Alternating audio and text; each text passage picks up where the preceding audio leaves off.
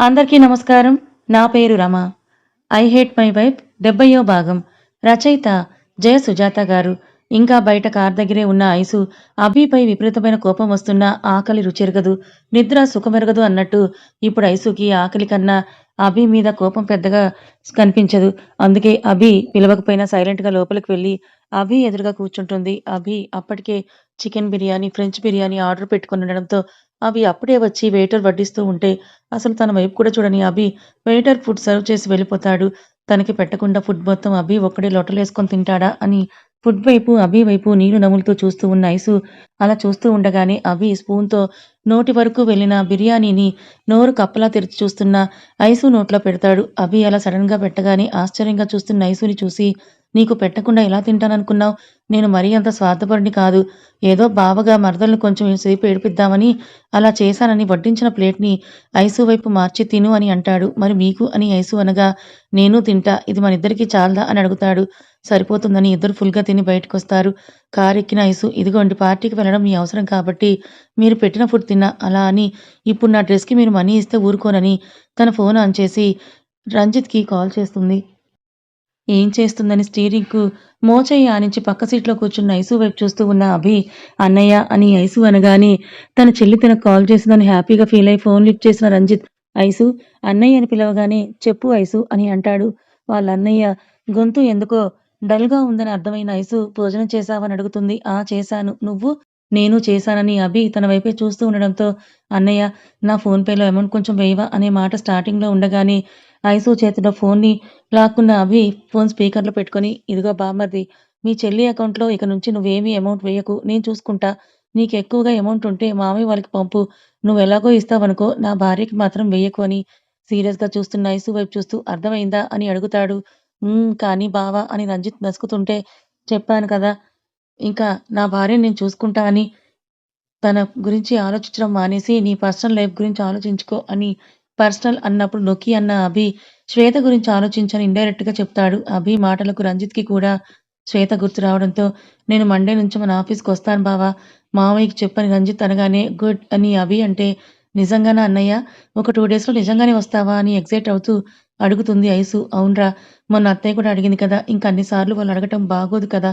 అందుకే ఈ రోజుతో ఇక్కడ ప్రాజెక్ట్‌ని కంప్లీట్ చేసి వాళ్ళకి హ్యాండ్ ఓవర్ చేసి రేపు నైట్ స్టార్ట్ అవుతా" అని రంజిత్ అనగానే ఐసు ఫుల్ హ్యాపీగా ఫీల్ అవుతుంది. అలాగే చాలా ఎక్సైట్ అవుతుంది. త్వరగా ఈ గుడ్ న్యూస్ శ్వేతకి షేర్ చేసి తన హ్యాపీనెస్ చూడాలని.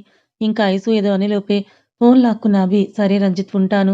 మాకు షాపింగ్ లేట్ అవుతుందని" కాల్ కట్ చేస్తాడు. అభి అలా మాట్లాడనివ్వకుండా డబ్బులు కూడా వేయనివ్వకుండా ఆపాడు అని అభి మీద కోపం ఇంకా ఫ్రస్ట్రేషన్ ఎక్కువైన ఐసు, "అసలు మీరేమనుకుంటున్నారు" అని అభి మీదకి వెళ్తూ ఉన్న ఐసు తను అభికి ఎంత దగ్గరగా వచ్చిందో చూడదు. కానీ అభి, ఐసు అంత దగ్గరగా ఉండడంతో తనని అలా చూస్తూ ఉండిపోతాడు. "నన్ను మీరు డబ్బు మనిషి అని అన్నాక కూడా నేను మీ డబ్బు ఎలా తీసుకుంటా" అని ఇప్పుడు గుర్తు వచ్చిన మాట నోట్లోనే ఆగిపోతుంది.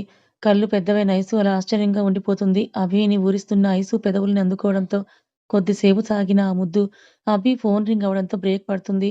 ఫోన్ సౌండ్‌కి లోకంలోకి అభి, ఐసు దూరం జరగ్గా తన 2 చేతులు ఐసు నడుంపై ఉండడం అప్పుడే చూస్తాడు.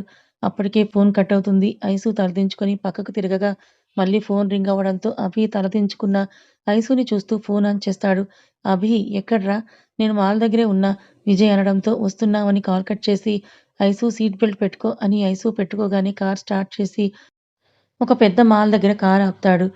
కార్ పార్క్ చేసి లోపలికి వెళ్ళిన ఇద్దరు అక్కడ విజయ్‌తో ముందు పిల్లల డ్రెస్‌లు ఇంకా పిల్లలకు కావాల్సినవి తీసుకొని లేడీస్ సెక్షన్‌కి వెళ్తారు. ఐసుకి ఈ పార్టీలవి కొత్త కాబట్టి ఏం తీసుకోవాలో అర్థం కాక అలా చూస్తూ ఉంటే విజయ్‌కి ఫోన్ రావడంతో పక్కకు వెళ్ళాడు.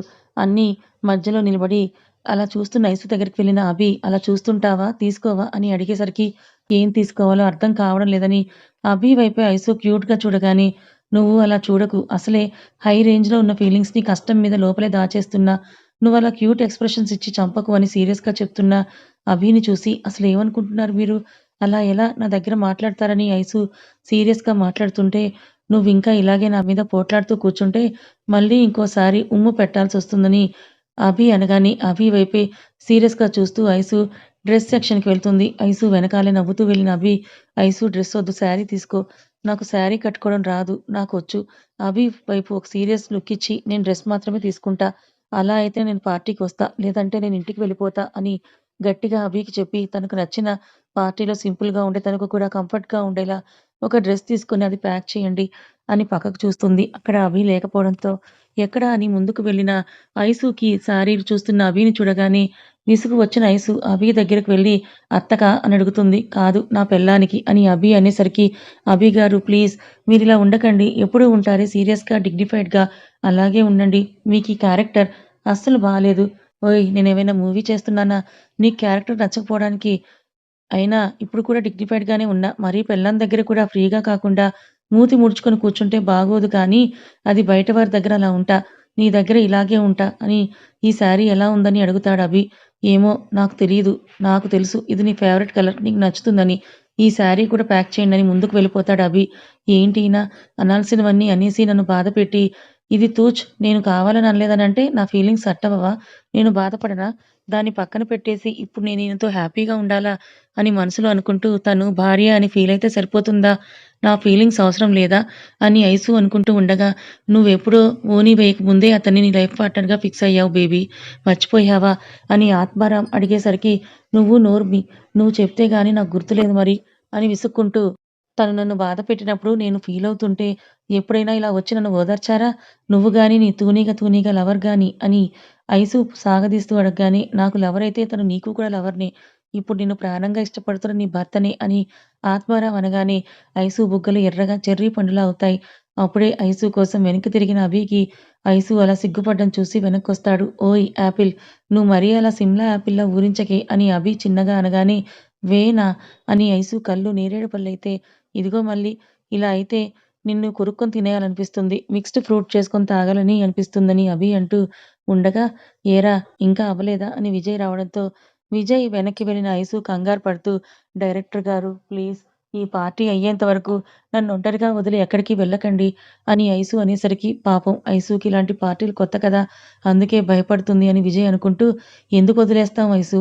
నీతో పాటు నేను గాని, అభి గాని ఎప్పుడూ నీ పక్కనే ఉంటామని విజయ్ అనగానే వద్దొద్దు మీరే ఉండండి అని కొంటెగా చూస్తున్న అభిని చూస్తూ కావాలంటే మీకు మీ డ్రీమ్ గర్ల్ అయిన రెయిన్‌బో కనిపించాక తనకి మీ లవ్ మ్యాటర్ చెప్పేటప్పుడు మీకు హెల్ప్ చేస్తానని ఐసు అంటుంటే టెన్షన్ పడుతూ ఉన్న ఐసు మాటల్లో తడబాటుని గమనించిన విజయ్ అసలు ఐసు చూపు ఎటుందో చూస్తూ అభి వైపు చూడగానే అప్పుడే అభి ఐసు వైపు అల్లరిగా చూస్తూ కన్ను కొట్టడం చూసిన విజయ్ హ్మ్. అని ఒక నిట్టూర్పు విడిచి ఇన్నోసెంట్ అభి కాస్త రొమాంటిక్ అభి అయ్యాడన్నమాట.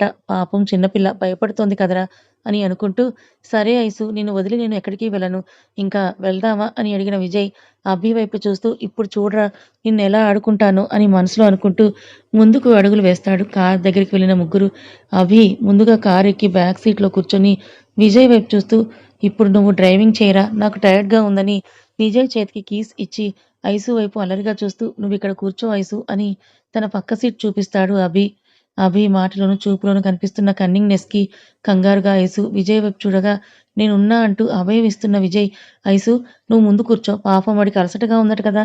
ఫ్రీగా పడుకుంటాడని విజయ్ అనగానే అభికి మాట్లాడే అవకాశం ఇవ్వకుండా విజయ్, ఐసు చూపులతోనే సైగ చేసుకొని ఫాస్ట్‌గా ఐసు ముందు సీట్‌లో కూర్చోగా విజయ్ డ్రైవింగ్ సీట్‌లో కూర్చొని డ్రైవింగ్ స్టార్ట్ చేస్తాడు. అభి ఏదో అనేలోపు కారు రోడ్డుపై పరుగులు పెడుతుంటే వెనుక నుంచి ఇద్దరి వైపు కోపంగా చూస్తాడు.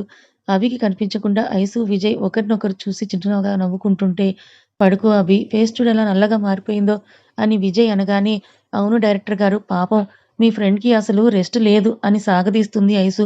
అలా నవ్వుకుంటూ డ్రైవింగ్ చేస్తున్న విజయ్, ఐసు విజయ్ ఏదో మాట్లాడుతూ విండో వైపు చూస్తుంటే అభి ఫ్రంట్ మిర్రర్ నుంచి ఐసుకి సైట్ కొడుతూ ఉంటాడు. అది చూసిన విజయ్ మిర్రర్ తన వైపు తిప్పుకోగా అభి విజయ్ వైపే కొరకొరా చూస్తాడు. డైరెక్టర్ గారు కారాపండి అని ఐసు గట్టిగా అరవగా విజయ్ సడన్ బ్రేక్ వేసేసరికి కారు వెళ్లి ఎదురుగా ఉన్న కార్‌కి డాష్ ఇస్తే ఆ కార్ ఓనర్ కార్ దిగి కోపంగా తన కార్‌కి తగిలిన సొట్టను చూసి కళ్ళకు ఉన్న గాగుల్స్ తీసి కోపంగా అభి వాళ్ళ కార్ దగ్గరకొచ్చి విజయ్ వైపు ఉన్న డోర్ గ్లాస్‌పై కొట్టగా గ్లాస్ దింపిన విజయ్ ఎదురుగా ఉన్న ఆమెను అంత దగ్గరగా చూసి ఆ అమ్మాయి వెనుక ఒక్కసారిగా రెయిన్‌బో రాగా ఆ రెయిన్‌బోని చూసి విజయ్ కళ్ళు పెద్దవి అవ్వగా ఆ అమ్మాయినే చూస్తూ తనని తాను మైమరిచిపోయి చూస్తుంటాడు. హలో! కళ్ళు నెత్తిన పెట్టుకొని డ్రైవింగ్ చేస్తున్నావా? ఇంట్లో చెప్పే వచ్చావా? అని గట్టిగా అరిచిన ఆ అమ్మాయి అరుపులకి ఐసు కార్ దిగి ఆ అమ్మాయి వైపు చూస్తూ, సారీ అండి డ్రైవింగ్ మా డైరెక్టర్ గారు చేసినా నేను గట్టిగా అరిచేసరికి అలా డైవర్ట్ చేయడం వల్ల అలా ముందు చూసుకోకుండా సడన్ బ్రేక్ వేశారని అంటూ ఐసు బ్రతిమలాడుతూ ఉండగా, అవన్నీ నాకు తెలియదు మిస్. కార్ కొని 1 వీక్ మాత్రమే అయింది. కొత్త కార్ ఇలా చూడండి ఎలా డ్యామేజ్ చేశాడో అని ఆ అమ్మాయి గట్టిగా అరుస్తునేసరికి ఆ అమ్మాయిని ఎలా కంట్రోల్ చేయాలో తెలియక ఆకాశంలోకి అలా బ్లాంక్ ఫేస్‌తో చూస్తున్న విజయ్‌ని చూసి పిచ్చెక్కుతుంటే ఇంక విసుగు వచ్చిన ఐసు ఒక్కసారిగా అభి గారు అని గట్టిగా అరుస్తుంది.